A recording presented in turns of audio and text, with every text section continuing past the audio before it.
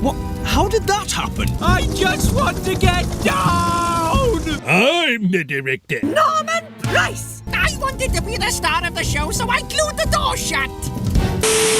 Hey everyone. So ever since I began my Norman Can Pay the Price series back in November, I started to get really invested into Fireman Sam itself. Whether I was watching it for videos or just watching it as a comfort show, I soon grew a liking to the series, and I feel like now would be a better time than ever to rank some of the best and worst Fireman Sam characters. Whether they're the only sane people in the show, or have a massive dangerous fetish for starting fires, I'll be ranking some of the most notable characters from the series. S tier will be the best, and F tier will be the worst.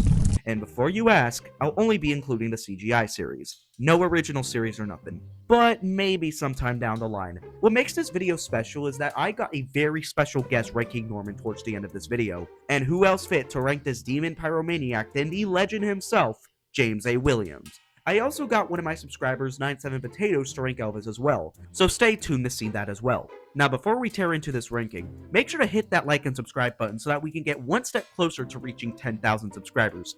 And trust me, when I unveil this mystery brat, it will be an event for the ages. So hit subscribe, and now let's dive right into this ranking. That Norman Price is the limit. Now we gotta start off this ranking video with the man himself, Fireman Sam. I'm not even joking when I say this man is the only thing keeping Pontypandy from collapsing into a flaming crater of doom. He's constantly on high alert for every single emergency that happens in this glorified death trap of a town, and always does it with a smile on his face. Which kind of explains the lyrics. When he hears that fire alarm, Sam is always cool and calm. Even when Norman Price acts like an idiot, which is all the time, and starts 99% of the fires, Sam still doesn't lose it on him and just gets the job done. I mean, after watching nearly every single CGI episode of Fireman Sam, I'm surprised Sam hasn't crashed down on this arsonist hazard. He's nice to everyone in this town and is always determined to keep it safe, even if it doesn't deserve saving. So overall, I feel like placing Sam at A tier is pretty fair. Now I know some of you are going to be upset by this, but let me explain. While Sam is basically the duct tape holding this broken, destructive town in one place, he never really punishes Norman for his actions other than a telling off which gets phased out of Norman's brain by the next episode. And the fact that CGI version surgically removes Sam's sense of fun and inventing makes his character feel a bit bland, to say the least. Still, it's probably for the best that Sam didn't finally snap and abandon Pontypandy to burn to ash during the Great Fire of Pontypandy. Yes, someone else can play your part, Norman. You'll be doing fire safety lessons with me. Besides Fireman Sam, Penny is the only other person in Pontypandy that hasn't lost her everlasting mind. Whether she's saving Norman from almost drowning himself in a submarine, or saving him from falling 70 feet to his death on a mountain, she's just as selfish and tragically determined to keep everyone breathing, no matter how little they deserve it. Although what breaks the similarities in the two is that Penny knows what fun is and has actually shown it a few times, like when she scared Sam or being determined to beat her friend Annie in a game of hide and seek. Unfortunately, like every other adult tragically employed in this circus of a town, she's cursed with the inability to do the one thing that would actually improve life expectancy in Pontypandy: finally punishing Norman for longer than 5 minutes, or just sending him to his room until he's old enough to pay his own bail. She always trots out the same tired, "don't do it again" speech as though Norman isn't already plotting his next attempt at public manslaughter. And I hate to say it, but that one time in Froggy Fantasy doesn't really redeem any of it. Yes, someone else can play your part, Norman. You'll be doing fire safety lessons with me. So because of this, I have to rank her at A tier. Maybe if she and Sam would finally grow a spine and toss Norman in a padded cell where he belongs, then the whole town of Pontypandy would be livable and not a danger hazard. I'm off to polish my favorite little beauty, Bessie. Let me get this out of the way. Station Officer Steele is the Jekyll and Hyde when it comes to being fun and serious. One minute he's yelling at Elvis to stop acting like he's 6 years old, and the next he's the one sneaking around like some overgrown toddler. He insists he runs the place, but let's be real, Sam does most of the actual work and tells everyone what to do when things catch fire, which, you know, is kind of what the station officer is supposed to handle. This guy barely lifts a finger during emergencies and is usually parked in his office chair, looking like a grumpy Shrek in uniform. Sure, I get him scolding Elvis for acting brainless, but it doesn't mean much when he's later caught hiding under a table to steal a candy apple, which, to be clear, Elvis made it in the first place. Despite all these flaws, I know Steele means well, and honestly, compared to Officer Boyce, which I'll be ranking later,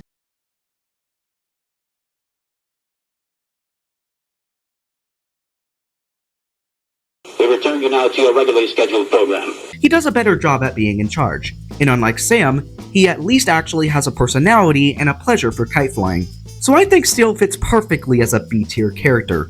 Hey everyone, it's 97 again, back with my awkward voicing. Today I will rank the character of Elvis. No, not the king of rock and roll, or the king of stop, drop, and roll, but Anyway, Elvis has always been the airhead of the fire brigade, as he's clumsy, often distracted with his music, and is a very bad cook. However, this was tolerable in early seasons because he still had the mental abilities of most adults. Like the rest of the fire brigade, he was still confident and knew what he was doing, so he could save all the citizens of Pontypandy. But by the time season 6 hit, you know what Mattel decided to do?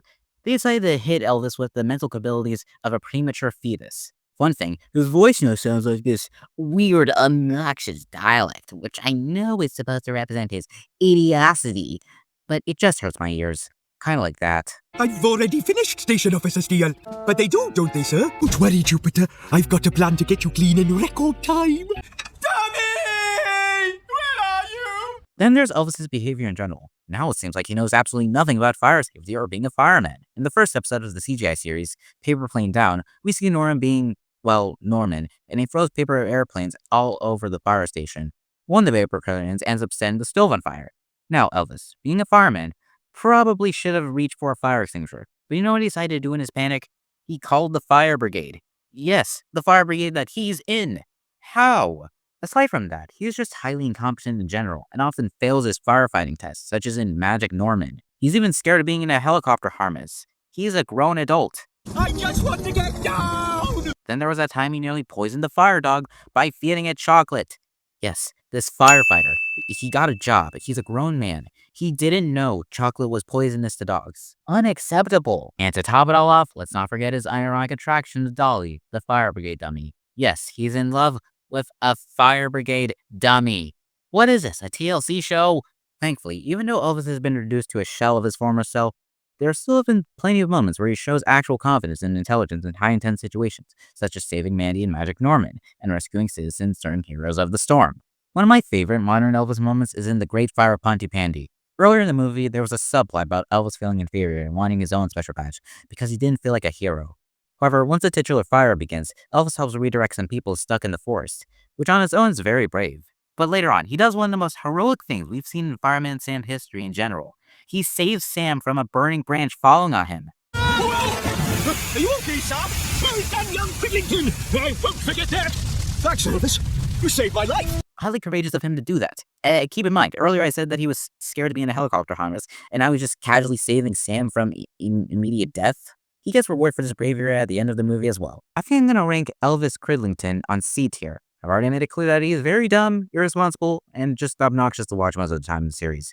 When he actually not cowardly and jumps into the action, he's a true hero. I like if the show did that more often. Well, I didn't really do anything. Alright, you Arnold fans. You all asked for this, so here you go. Honestly, if I could label someone as the living nerd emoji, it would be this guy.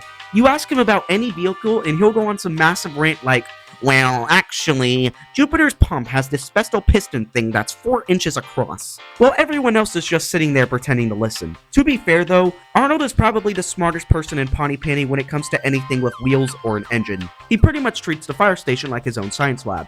Remember when he helped build the Fire Dog 2000, made the Pontypandy Planet website, and upgraded Venus into Venus 2? He's literally the definition of a quiet nerd, always ready to talk about water pressure, host stuff, and all these facts no one asked for, while his brain is going a million miles an hour. But honestly, he can be super awkward and clumsy too, which makes him pretty relatable. Even if he's not the most exciting character, I can see why some people really like him. Arnold is a solid B tier on this ranking. A lovable, nerdy firefighter who totally deserves more screen time and maybe an episode where he finally gets to be the main star.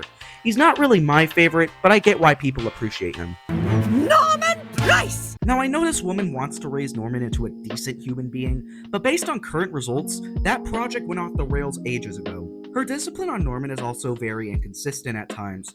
One minute she's chasing him because he stole her hat. You are in even more trouble now, Norman Price! Come here! And the next she just glares at him without doing anything to actually punish him. And let's not forget her side hobby, stalking Trevor. She has the biggest, most painfully obvious crush on him. If Trevor so much as sneezes in her direction, she'll start blushing like she's 16 again. She constantly comes up with weird excuses to talk to him, bring him tea, or quarter him with awkward flirting. Honestly, it's a miracle Trevor hasn't filed a restraining order by now. But to be fair, Dilys does mean well. She's running the shop, handling life as a single mom, and somehow surviving despite being the mother of the biggest public menace in town. So I think it's reasonable to place her at C tier. Not completely useless, but definitely not the role model of the century either. Speaking of Trevor, he's the male embodiment of Mrs. Frizzle. He's somewhat the only public transportation in town, which is weird given that they had the budget to add all these random houses, but not bus drivers. And sorry, but Granddad's train isn't really gonna cut it.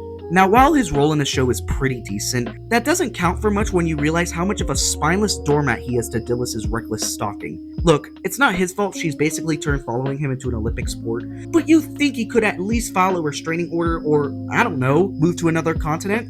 He also has this charming habit of trusting only his own instincts while ignoring everyone else's advice, which has nearly gotten him killed more times than I can count. Overall, ranking Trevor as a B-tier character is pretty fair. While he is doing everyone a favor by being their busboy, his inability to listen to a single piece of good advice is what makes him kind of a walking litability. When it comes to these two, everything is just a competition. Whether it's winning races or arguing about who's sitting in the window seat in Jupiter, they act like the fate of humanity depends on it. It also doesn't help that their voices are basically weapons of psychological warfare. Sarah sounds like she's permanently mid-scream in a horror movie. But you knew they could be dangerous! Dad said! And James has the energy of Caillou if he'd grown up bitter and vaguely homicidal. I don't call that very unusual or interesting. And anyway, you never get it in your pocket. More often than not, they're always seen trying to one-up each other and blame each other for their wrongdoings. Some of these misfortunes in the two has actually led to their cafe being set on fire once, because nothing says wholesome sibling bonding like nearly burning down your family's livelihood. Now I know these two love each other deep down, and Sarah's always trying to look out for her brother, and unlike Norman, at least they actually apologize for their actions. I think it's reasonable ranking these two at C tier. While they consistently bicker and can't seem to agree to anything, at least they look out for each other, and the fact they look like angels in comparison to Norman. Now before we get to the grand finale of this entire ranking, let's go rank some honorable mentions. Mike Flood, your typical plumber who is absent in his family's life most of the time, but at least tries to make things right with them when he remembers they exist. C tier. Bronvin, runs a cafe and also a massive bakery, which most likely explains Mike's absence. Her voice is a bit annoying, and in my opinion, she just doesn't sit right with me. C tier. Mandy, way better behaved than Norman, and surprisingly independent for Pawnee Panty standards. Sure, she messes up sometimes, but at least she's not out here trying to ruin everyone's day on purpose. B tier. Ellie, pretty similar to Sam and Penny, but way more athletic and always up for a challenge. Definitely one of the more reliable people in Pawnee Panty. A tier. Derek, not as bad as his cousin Norman, but definitely doesn't do anything to stop him. D tier. Mrs. Chen, bossy, self-centered, and her voice is honestly pretty annoying. She always acts like she's the one who knows everything and even tried to drive Trevor's bus once, but it almost ended in disaster. D tier.